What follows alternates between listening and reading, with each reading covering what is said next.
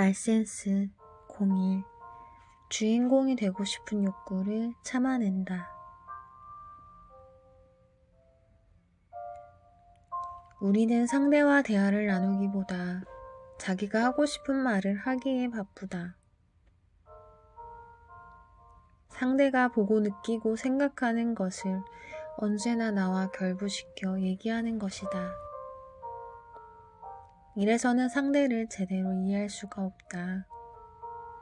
나에 대한 이야기에서는 내가 주인공이지만 상대에 대한 이야기에서는 상대가 주인공이 돼야 한다.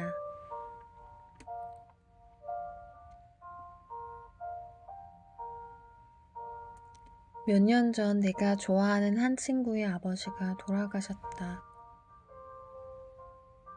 장례를 치른 후 어느 날 그 친구는 사무실 밖 벤치에 홀로 앉아 멍하니 지평선만 바라보고 있었다.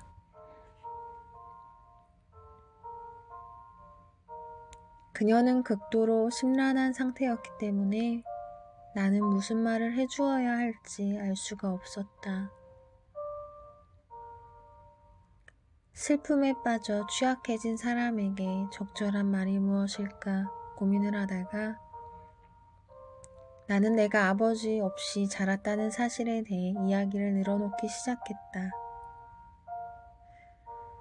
내가 9개월밖에 안 되었을 무렵 아버지가 잠수함에서 익사한 이야기를 들려주면서 아버지의 얼굴조차 알지 못했음에도 항상 아버지의 죽음을 애통해 했다고 말했다.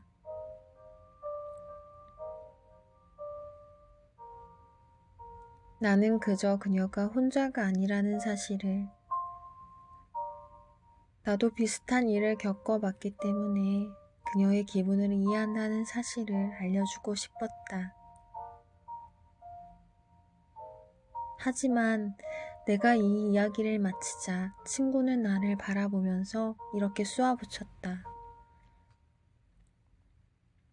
좋아, 셀레스트, 네가 이겼어. 너는 아버지를 알지도 못했지만 나는 아버지와 최소 30년 이상을 함께 보냈으니 너의 상황이 더 안 좋은 거야. 그러니까 아버지가 돌아가셨다고 해서 내가 기분 상할 필요는 없겠지. 나는 몹시 당황했다. 그래서 내가 즉각적으로 보인 반응은 내 태도를 변호하는 것이었다. 나는 말했다. 아니야. 그런 뜻으로 한 말이 절대 아니야. 나는 그저 너의 기분을 이해한다고 말하고 싶었던 것뿐이야. 그러자 그녀가 답했다. 아니야, 셀레스트, 너는 이해 못해. 너는 내 기분을 조금도 몰라.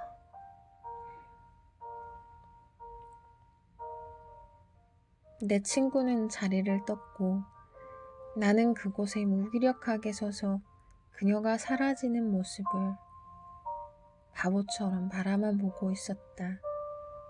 나는 내 친구를 완전히 실망시키고 말았다. 나는 그녀를 위로하고 싶었지만 위로는커녕 기분을 더 상하게 하고 말았다. 하지만 당시만 해도 나는 친구가 나를 오해했다고 생각했다. 그녀가 취약한 상태에 있었기 때문에 도움을 주려던 나를 부당하게 몰아세운 것이라고. 하지만 나중에 생각해보니 친구는 나를 오해한 것이 아니었다. 그녀는 당시 일어났던 일을 나보다도 더 잘 이해하고 있었다. 생각해보니 나는 그녀가 자신의 슬픔을 날 것 그대로 표출하기 시작했을 때 그 상황을 불편하게 느꼈다. 그런 상황에서 무슨 말을 해야 할지 몰랐기 때문에 내가 편안하게 느끼는 주제, 즉 나 자신에 대한 이야기를 늘어놓았던 것이다.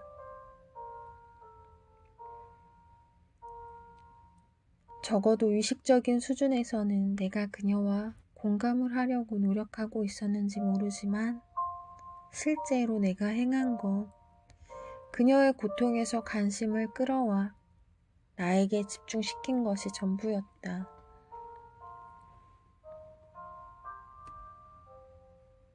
그녀는 자신의 아버지에 대해 말하고 싶어 했을 것이고 내게 자신의 아버지가 어떤 사람인지 이야기해주고 싶었을 것이다.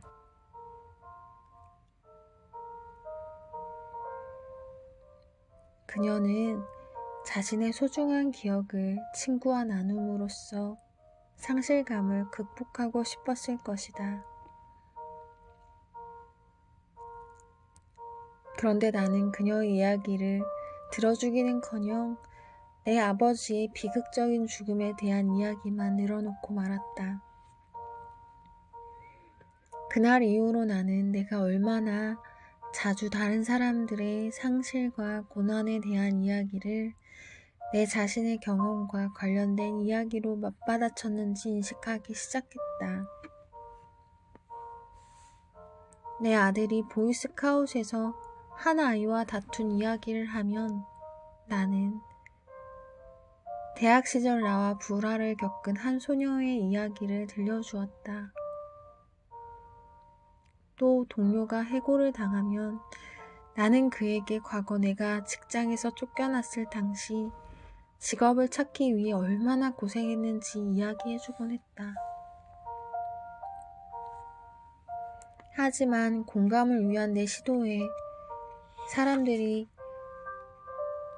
어떻게 반응했는지 좀 더 관심을 갖게 되면서 나는 내 경험을 공유하는 행위가 위도와는 달리 정반대의 효과를 낸다는 점을 깨닫게 되었다. 어려움에 처한 사람들이 필요로 하는 건 자신의 이야기에 귀를 기울여 주면서 자신의 경험에 공감해 주는 것이다. 하지만 나는 도리어 그들에게 나의 이야기를 듣고 나를 인정해 달라고 강요하고 있었다. 사회학자인 찰스 더번은 내가 그랬던 것처럼 대화 속에 자기 자신의 경험에 대해 이야기하는 성향을 대화 나르시시즘이라고 칭했다.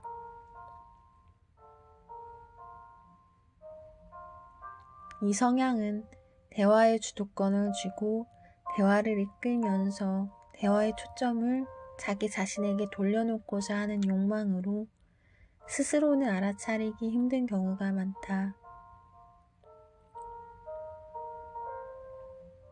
더번은 대화 나르시시즘에 대해 이렇게 말했다. 대화 나르시시즘은 주목을 끌고자 하는 사람들의 지배적인 심리 성향을 잘 나타내준다. 이 성향은 친구와 가족, 동료들 사이에서 이루어지는 대화에서 주로 모습을 드러낸다. 끊임없이 자기 이야기만 하는 사람에게 대처하는 방법을 알려주는 책들이 인기를 얻는 것을 보면 이런 성향이 일상생활 전반에 널리 퍼져 있음을 알 수 있다.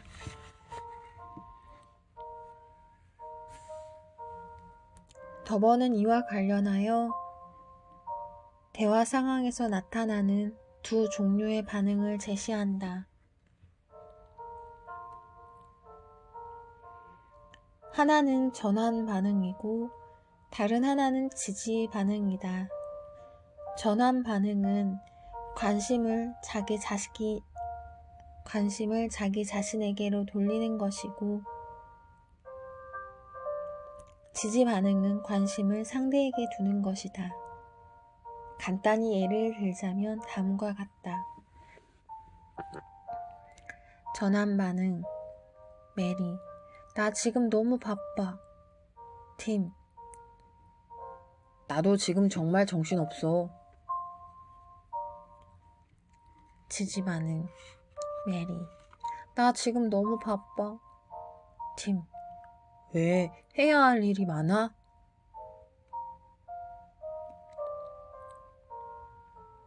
전환 반응 카렌 새 신발을 사야겠어. 마크. 내 신발도 다 낡았어. 지지 반응. 카렌. 새 신발을 사야겠어. 마크. 그래? 어떤 신발을 사고 싶어?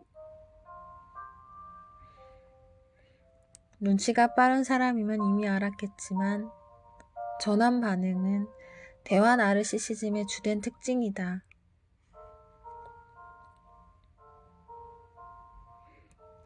전환 반응은 관심의 초점을 끊임없이 자신을 향하도록 한다. 반대로 지지 반응은 상대방이 자신의 이야기를 계속할 수 있도록 도와준다.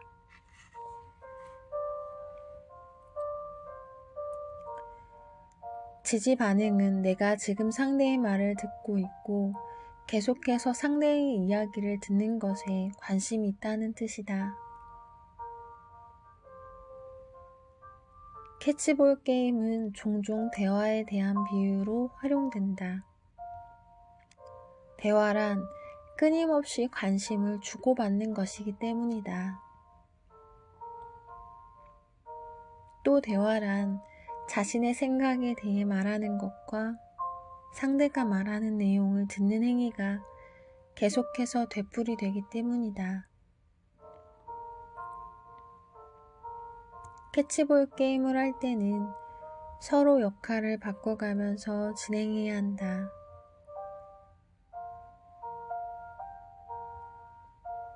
하지만 대화를 할 때는 상대에게 말할 기회가 넘어가지 않도록 술수를 쓸 수가 있다.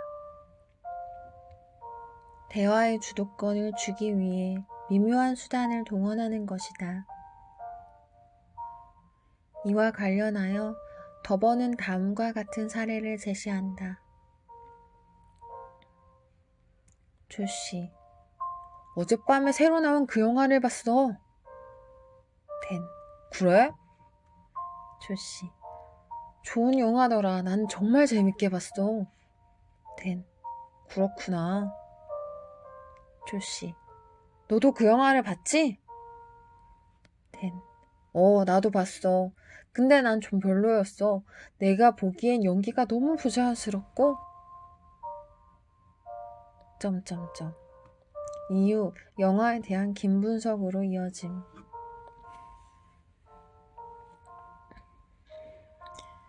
이 대화에서 댄은 조씨가 질문을 던질 때까지 적극적인 호응을 보내지 않았다. 아마도 댄은 자신에게 대화의 고삐를 넘기도록 조씨를 압박하고 있다는 사실을 의식하지 못했을 것이다. 하지만 댄은 조씨의 말에 무덤덤하게 반응하고 비평함으로써 대화의 주도권을 자기 쪽으로 이끌고 있다. 주도권을 놓고 벌이는 줄다리기의 과정을 추적하는 것이 항상 쉬운 일만은 아니다. 때때로 우리는 초점을 바꾸기 위한 자신의 시도를 매우 교모하게 위장한다. 우리는 상대를 지지하는 듯한 언급으로 시작해서 우리 자신에 대한 언급으로 말의 흐름을 바꾸기도 한다. 예컨대 친구가 당신에게 방금 승진했다고 말할 때 우리는 이런 식으로 반응할 수 있다. 잘됐네, 축하해. 나도 내 상사한테 승진시켜달라고 해볼 생각이야. 승진되었으면 좋겠네. 만약 이렇게 말했더라도 곧바로 다시 관심의 초점을 상대방에게 넘겨주기만 한다면 이런 반응 또한 그럭저럭 괜찮을 수 있을 것이다. 하지만 계속해서 관심의 초점을 상대가 아닌 내 자신에게로 돌리려 한다면 문제가 생긴다.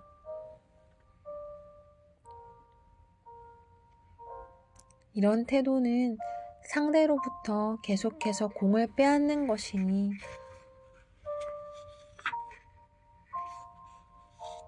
다름없기 때문에 상대방은 얼마 지나지 않아 대화를 그만두고 싶어 할 것이다.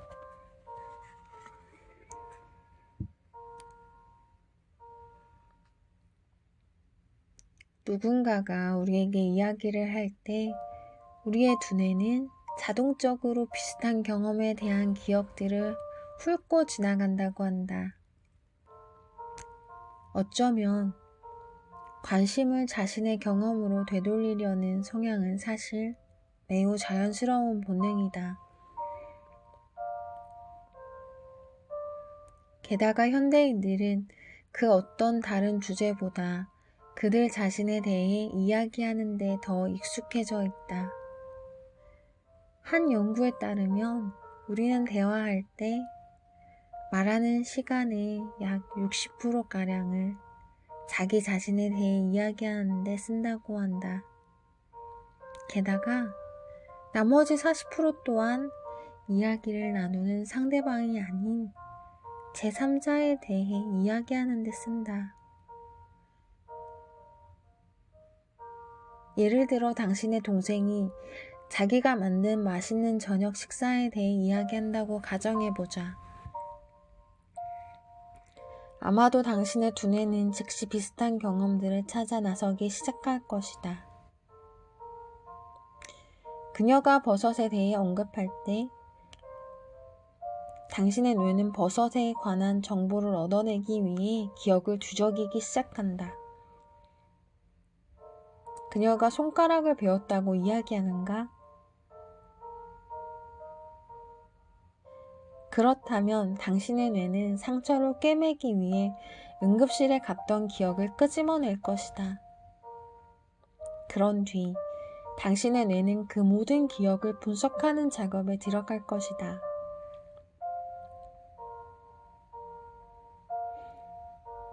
당신이 버섯은 맛있어 라고 생각한다면 당신의 입은 침을 흘릴 것이고, 당신이 칼에 베인 손가락의 고통을 기억해낸다면 당신의 손가락은 희미한 통증을 느낄 것이다. 이후 그 모든 감각 경험들은 다시 뇌로 되돌아와 한데 흡수되고 통합된다. 이 현상들은 자동적으로 그리고 신속하게 일어나기 때문에 우리는 보통 그 과정을 인식하지 못한다.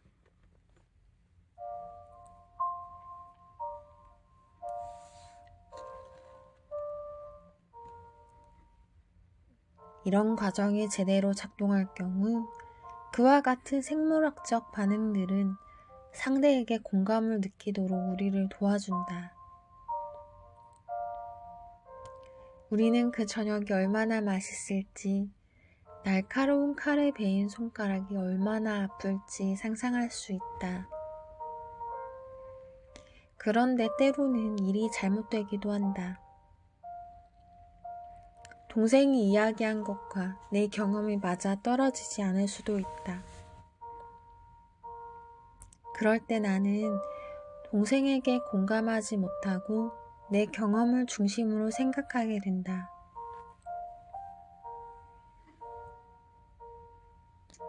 그래서 행동 전문가인 주디스 마틴은 이렇게 말했다. 대부분의 경우 당신은 상대의 이야기와 당신 자신의 경험을 비교함으로써 상대를 이해하려 든다. 이것이 당신이 생각하는 전부라면 당신은 마치 상대가 당신 자신인 것처럼 생각하고 있는 것이다. 하지만 분명 그 사람은 당신이 아니다. 따라서 당신 자신의 경험에 문의하는 것이 진정한 이해를 위한 출발점이 되어서는 안 된다.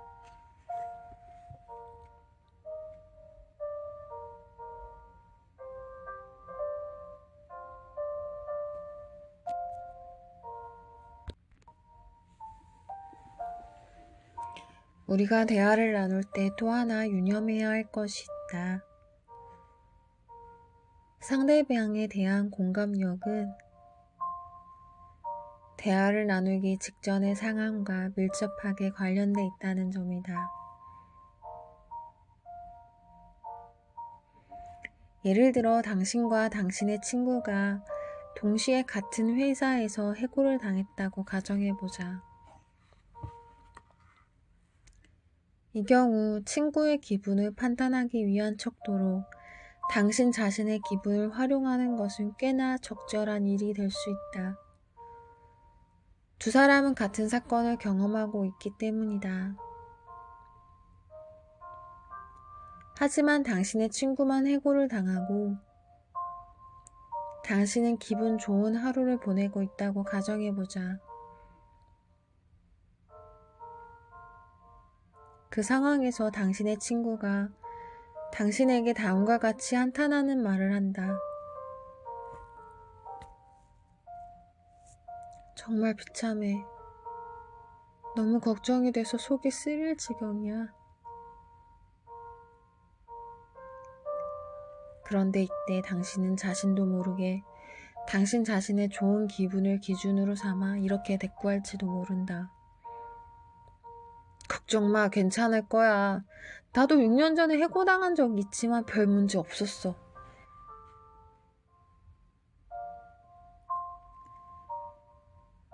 당신이 더 편안하면 편안할수록 상대의 고통에 공감하는 일은 그만큼 더 힘들어진다. 그래서 신경과학자인 타이나 싱어는 이렇게 말했다. 좋은 기분을 느끼는 사람들은 자기 파트너의 부정적인 경험을 실제보다 덜 심각하게 평가한다. 반면 방금 불쾌한 경험을 한 사람들은 자기 파트너의 긍정적 경험을 실제보다 덜 좋게 평가한다.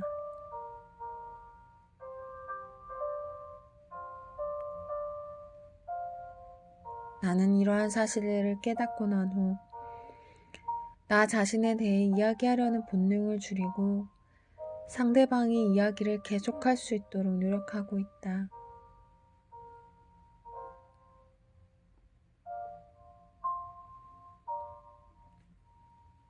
또한 나는 더 적게 말하고 더 많이 듣기 위해 의식적으로 노력한다. 하지만 물론 이것은 쉬운 일이 아니다. 쉬운 일이 아니기 때문에 의식적인 노력이 필요하다. 최근 나는 이혼 절차를 밟고 있던 내 친구와 긴 대화를 나눈 적이 있다. 우리는 통화를 하면서 수화기를 약 40분 가까이 붙들고 있었지만 나는 거의 아무 말도 하지 않고 듣기만 했다. 통화가 끝날 무렵 친구가 말했다. 조언 고마워. 네 덕분에 문제가 조금 해결된 것 같아. 조언이라니. 사실 나는 아무런 조언도 해주지 않았다. 내가 한 말이라고는 힘들었겠구나. 참 안타깝다. 와 같은 대답들 뿐이었다. 이 경험이 말해주는 것은 무엇인가? 친구에게 필요했던 건 나의 조언이나 나의 이야기가 아니라는 사실이다. 그녀는 그저 자신의 이야기를 들어줄 사람이 필요했던 것이다. 대화란 주고받는 것이다. 그러나 그 주고받는 것이 꼭 말일 필요는 없다. 눈빛만으로도 감정을 공유할 수 있고 표정만으로도 상대에게 나의 느낌을 전달할 수 있다. 함께 웃음으로써 기쁨을 공유할 수가 있고 함께 울면서 슬픔을 나눌 수도 있다. 물론 어느 순간에는 말이 필요하다. 상대가 잘못된 판단에 따라 잘못된 행동을 하려고 할 때는 말로 설득할 필요가 있다. 상대가 나에게 자신이 잘 모르는 것에 대해 설명을 요구하면 그 또한 논리적으로 잘 설명해 줘야 한다.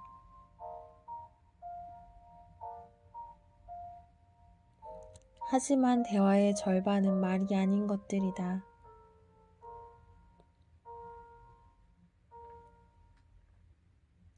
숨소리,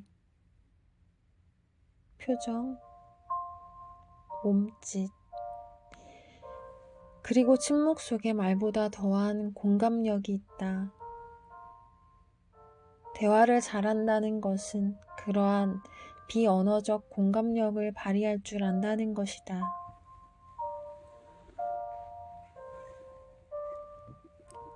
말을 해야 할 때와 말을 하지 말아야 할 때를 구분할 줄 안다는 것이다.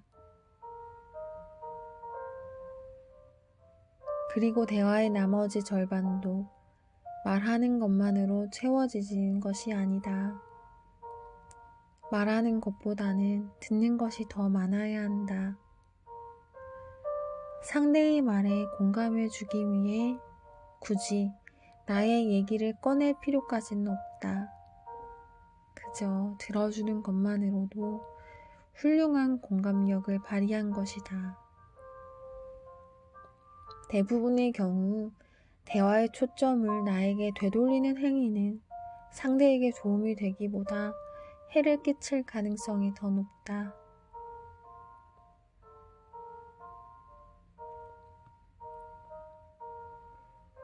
대화 중에 내 자신과 관련된 얘기를 아예 하지 않는다면 어떻게 될까? 그것 때문에 대화가 방해받을 이유는 전혀 없다. 사람들이 입은 다물되 귀는 열어두라 말하는 데는 다 이유가 있다.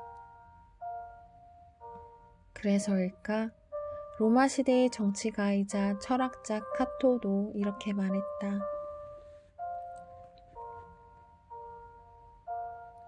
나는 말하는 것이 침묵하는 것보다 좋다는 확신이 들 때에만 말한다.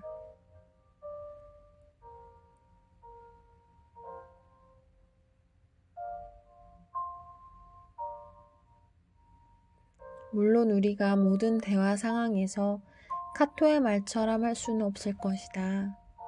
하지만 누군가의 대화를 나누기 전에 카토의 말을 한 번 더 되새긴다면 대화는 보다 발전적이고 생산적이 될 것이다.